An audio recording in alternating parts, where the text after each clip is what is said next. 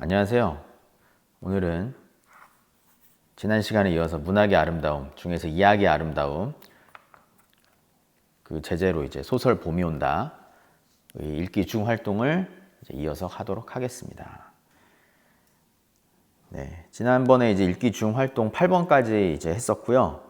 지금 오늘은 이제 읽기 중 활동의 9번째 활동, 준호의 휴대전화가 바닥에 떨어졌을 때 재영과 호정의 마음의 스쳤을 생각들을 추측해 봅시다 라고 하고 되어 있는데요. 이 부분은 두 가지를 적는 건데 재영이의 마음, 그 다음에 호정의 마음, 이 두 가지를 적는 겁니다. 선생님이 답을 보니까 여러분들이 이제 호정이의 마음에서 이제 많이 적었더라고요. 근데 이제 재영이와 호정이의 관계를 이제 보면 알겠지만 재영이가 이제 호정이에게 장난을 친 거는 맞는데 일부러 그 곤란에 빠뜨리거나 정말 싫어가지고 장난을 친 거는 아니에요. 원래 둘이 친한 사이이기도 하고, 그래서 의도하지 않게 지금 이 부분을 보면은 이제 가져간 거예요. 재영이가 호정이의 손에 들려있던, 호정이는 지금 호정이의 휴대전화는 아니고 준호의 휴대전화로 요리고등학교를 이제 검색하고 있었던 것이죠.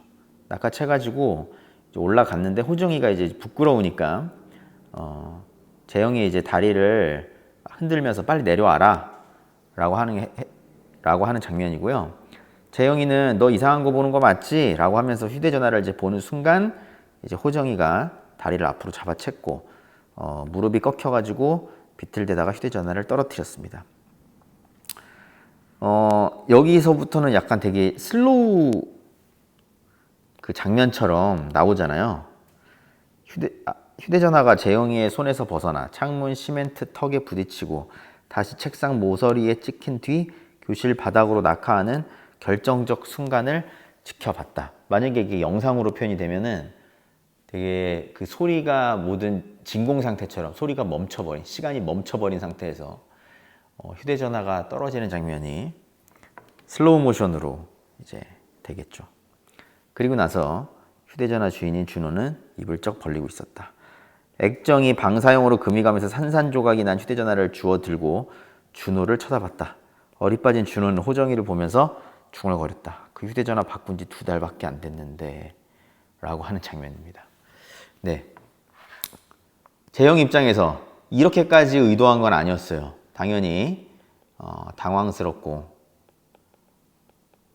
혼란스럽고 미안함 이런 감정들이 있을 거고요. 호정이는 일단 재영이에게는 화가 났겠죠. 근데 준호에게는 미안한 마음이 있고 당연히 당황스러운 마음이 있고 혼란스러운 마음이 있을 거예요. 저거 어떡하지? 저거 물어줘야 되는데 어떻게 해야 되는 거야? 라고 하고 있었고요. 이 다음 장면에 보면은 이제 액정만 깨진 게 아니라 이제 메인보드까지 나가서 수리비가 꽤 많이 들었다라고, 이제 30만 원이 들었다고 나오죠. 이제 그 장면이 나옵니다.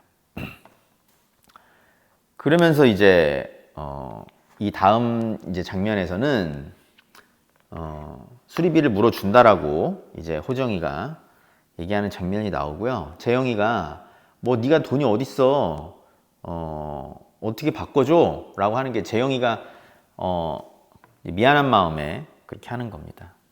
그러니까 이제 탁 쏘아붙이죠. 알바비 휴대전화로 바꾸라며 네 말대로 됐네. 알바비로 휴대전화 바꾸라며 네 말대로 됐네. 라고 하면서 하는데 이제 재영이에 대한 마음이 재영이를 창문 밖으로 집어 던지거나 사물함에 구겨 넣고 싶은 걸 꾹 참았다 라고 나옵니다. 그리고 나서 이제 혼자 노래방을 가요. 혼자 노래방을 가서 눈물이 뚝 떨어졌고요.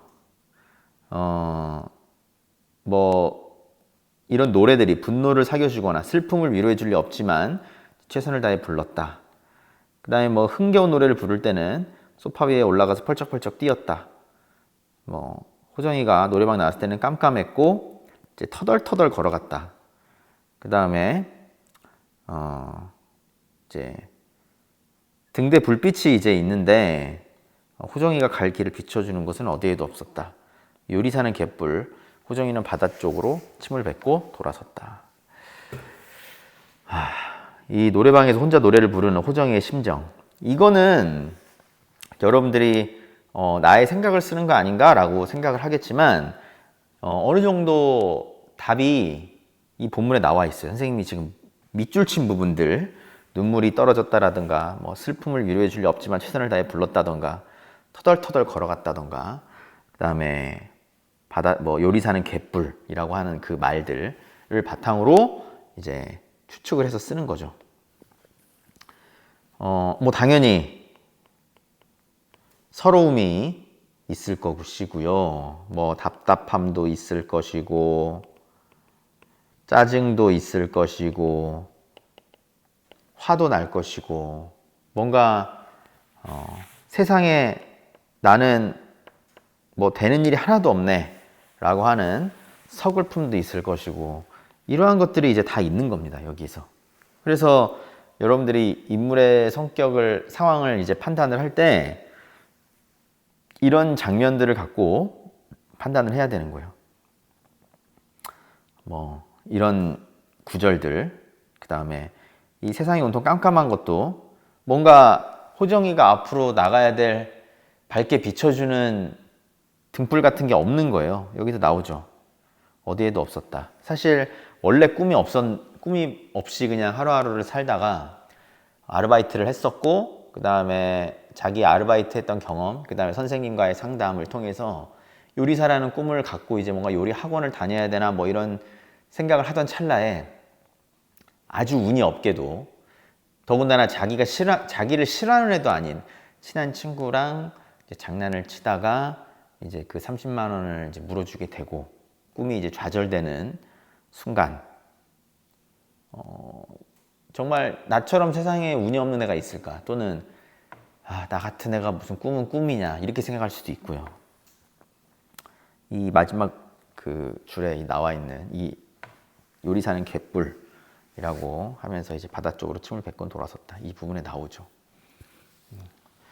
이런 부분들이 심정이 있었을 것입니다. 네.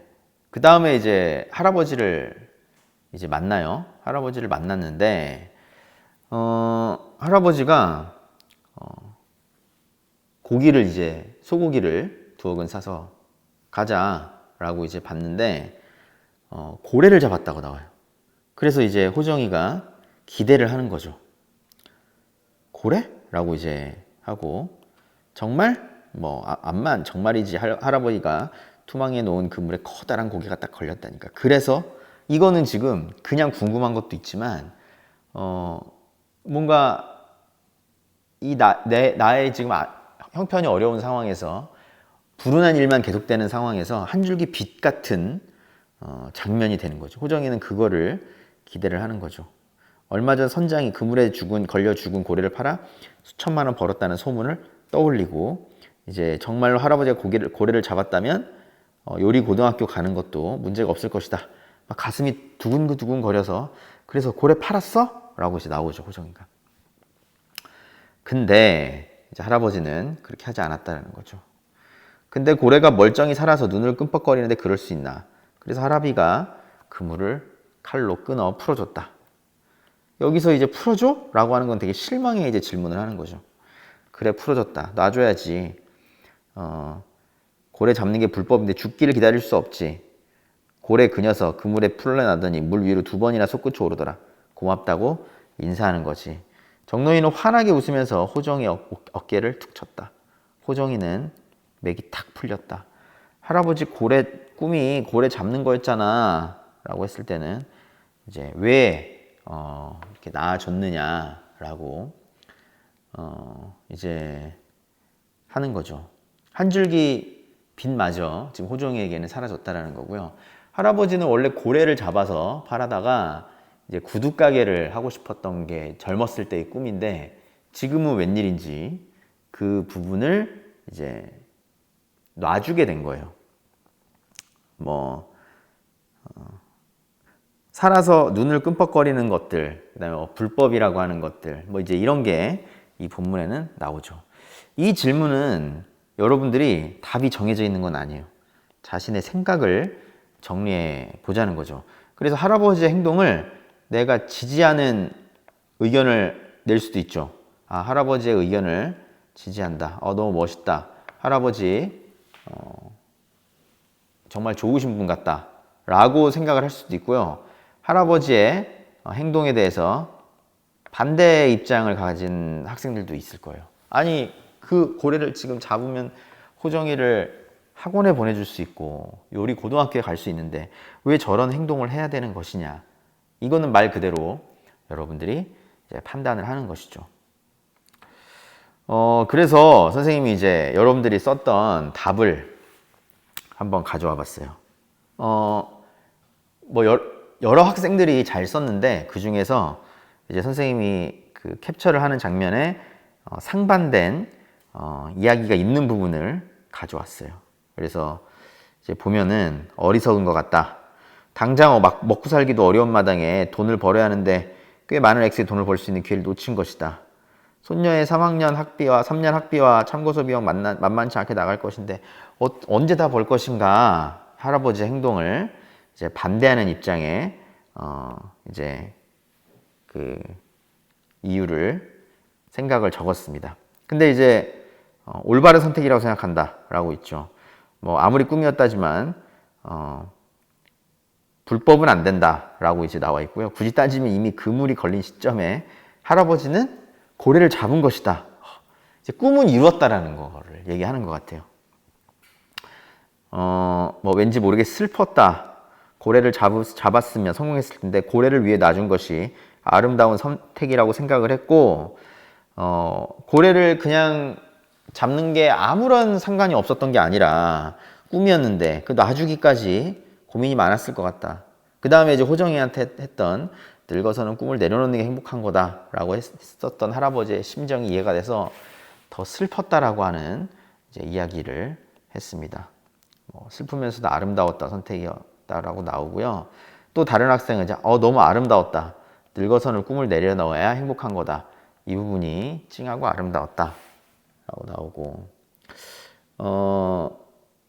맨 위에 이제 안 읽었는데 어렸을 적에 자신의 꿈을 이루었지만 다시 풀어주기로 한 결정이 오묘했고 목표를 이뤘을 때 기쁨과 동시에 허무함이 느껴지지 않았을까 하는 생각이 들었다라고 돼 있어요. 그래서 이제 어떤 학생은 어리석었다라고 얘기하고요. 어떤 학생은 할아버지의 선택을 들으면서 멋있긴 한데 고민이 정말 많았을 것 같다라고 생각하는 사람도 있고, 정말 너무나도 멋진 선택이다라고 생각하는 사람도 있는 거죠. 이런 것들은 정답은 없지만 이제 거기에 대한 근거를 이제 잘 들면 됩니다. 당연히 이 학비나 당장 생계에 의해서 고민이 된다라고 하는 의견도 충분히 설득력이 있고요. 반대로 불법인데 살아있는 생명을 그렇게 잡으면 되겠느냐라고 하는 것도 충분히 이해가 되고, 그 다음에 할아버지가 지금 쿨하게 잡았는데 눈을 껌뻑껌뻑거리고 살려줘야지 라고 되게 간단하게 얘기했지만 실제 그 순간에는 5만 가지 생각이 들었을지도 모른다는 거죠. 그게 이제 여기 할아버지의 심리가 드러나진 않았지만, 물론 단 한 번에 이제 살려줘야겠다라고 생각했을 수도 있어요. 이미 그 고래를 잡겠다는 꿈은 이제 예전의 꿈으로 남겨놓고 지금은 아니었다면, 아니면 혹시 그 순간 수백 번의 고민을 했을지도 모르죠. 네, 어쨌든 이제 그거는 이제 이렇게 적으면 됩니다.